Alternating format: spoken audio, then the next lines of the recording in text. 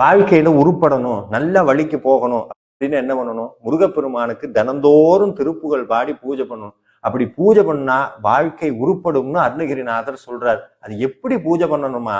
அன்போடும் ஆச்சாரத்தோடும் பண்ணணுமா? அன்புன்னா எதையும் எதிர்பார்க்காம முருகன் மீது வைக்கக்கூடிய அந்த தீராத காதலுக்கு பெயர் அன்பு. எதையும் எதிர்பார்க்காத அன்பு ஒண்ணு. ஆச்சாரம்னா என்னன்னா உடல் சுத்தம், உள்ள சுத்தம், இதையெல்லாம் தாண்டி தொடர்ந்து பண்ணக்கூடிய அந்த வழிபாட்டுக்கு பெயர் ஆச்சாரம்னு பேர். ஆனா இன்னைக்கு நம்ம என்ன பண்றோம்னா 2 நாள் பூஜை பண்ணுவோம், 3 நாள் பூஜை பண்ணுவோம், ஒரு சஷ்டி விரதம் இருப்போம், 2 சஷ்டி விரதம் இருப்போம், 3வது சொல்லுவோம் எனக்கு இருந்து ஒண்ணும் கிடைக்கல, முருகன் என்னை ஏமாத்திட்டாரு, சோதனையைத்தான் கொடுக்குறாரு. இதெல்லாம் நம்மளை நாமே ஏமாத்திக்க கூடிய காரணங்கள். இதெல்லாம் விதியினால் ஏற்படக்கூடிய மாயைகள். இது உண்மை கிடையாது.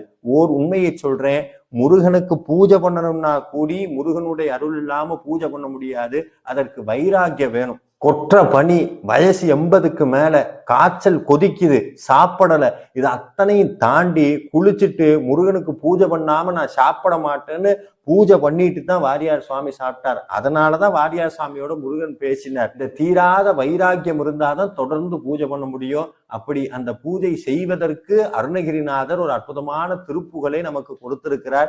அதில் இருக்கிற ஒரு மகுடவரியை சொல்லுகிறேன்.